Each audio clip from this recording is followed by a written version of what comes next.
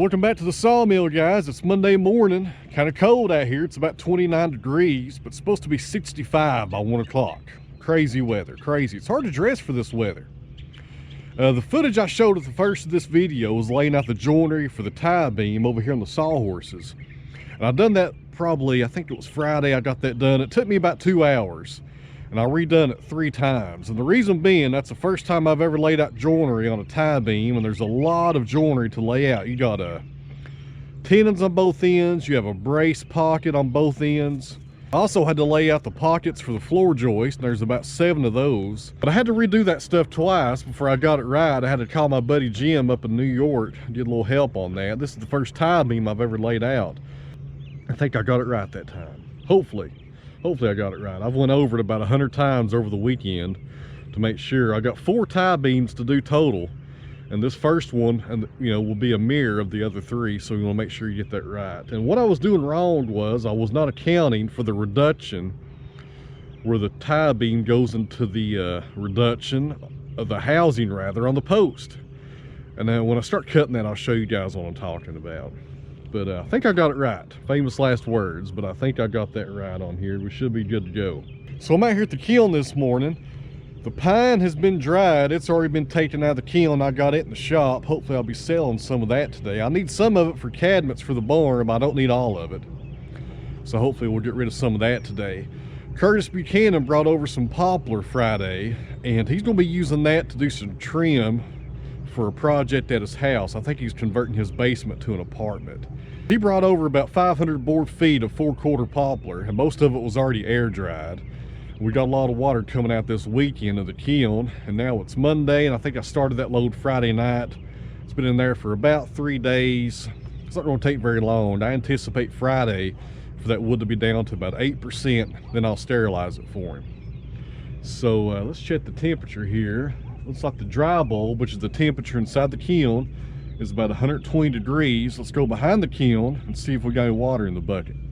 I emptied the water out yesterday and it was about 5 gallons. Here we go. We got probably about 3 gallons in there.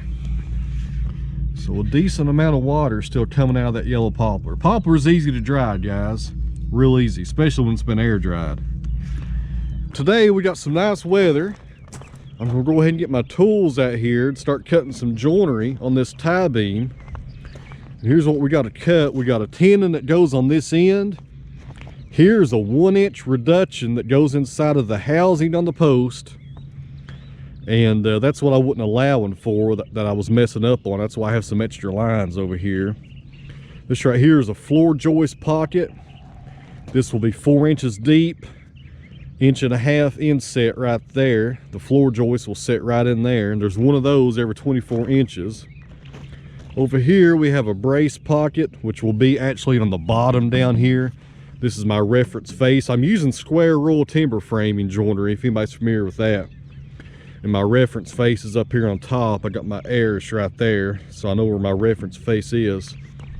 But it's a lot of repetition today. We got a floor joist, floor joist, floor joist, more of the same.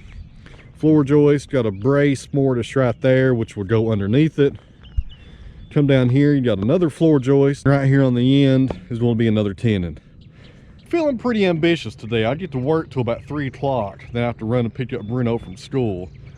But at 3:30, I got a customer coming over to buy some pine, and sometime this afternoon, not sure what time, probably 4 or 5 o'clock, I got some timber coming in from Knoxville, and we'll talk about that later whenever it hits the ground over here, if they make it here today. Hopefully they'll make it because it's supposed to rain tomorrow. All right, so back here at the mill, look over the mess. I got cutoffs laying everywhere and some tin I need to haul out of here. I would like to saw up this white pine today into an 8x8 post for the barn, and that would give me my 4th post.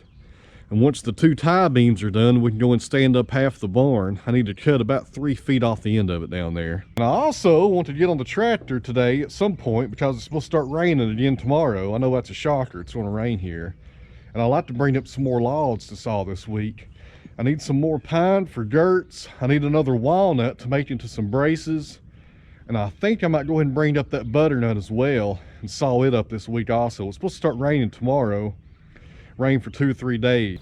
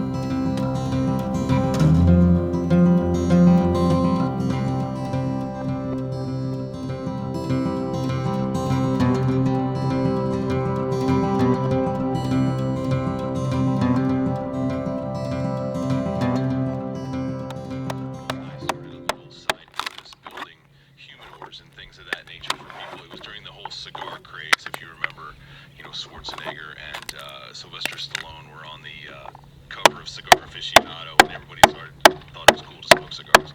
So I had a little wood shop because I always like to stay busy with my hands, not just with my mind. And I just started building. I gave my job 6 weeks notice and just sort of got to work full time. You know, when we were talking, one of the things you said that you and your wife Stephanie are known for is you guys do it. Most people think about things or dream about making changes, but not anything. But what I try to do with my furniture, what we try to do in our company, is build products for individual people or individual businesses. So if you came to me, you said, our business is expanding and we're looking for a conference table, and we really want, something interesting, useful, it's going to last forever, and we know the guy who made it. I'll work with wood, celebrating the wood that we have here in the Midwest, and not worried about tropical or other sort of imported type stuff. And then the restaurant piece of it is, you've met me, Stephanie and I, we love going out to eat, we love the whole hospitality.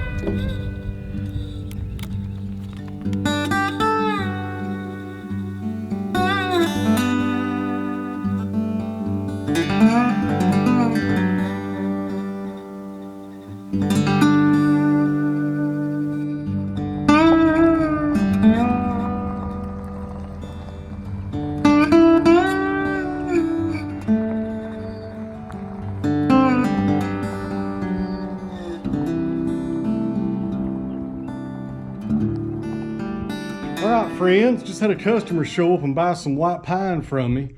Really grateful for that. I got so many white pine boards just came out of the kiln. And I plan on building some cabinets with them, but I don't need 600 board feet, not even near that much. So I'm glad to sell some of those. And now I'm up here at the mill, and time's getting away from me as usual. So right now in the sawmill, we got those wide oak 6x6s that I cut in the last video. I need to go ahead and get those off there and take them into my overcrowded shop down there that I don't have room for, but we'll find space somewhere for them. And over here in the loading arms is another post for the timber frame. This is a white pine, good size down here. A lot of taper on the end though. We'll definitely have to use those toe boards and line up the pith on this one. All right, let's go get the tractor out. I just got a phone call from the customer that's bringing over those logs tonight, and he's about an hour away. So that should give me enough time to get down there to the log yard, go through the logs and bring some up, and probably take some scraps to the burn pile also. Got some really unique timber coming tonight, guys. I think you guys will be interested in seeing it, so hang out with us here, don't go anywhere.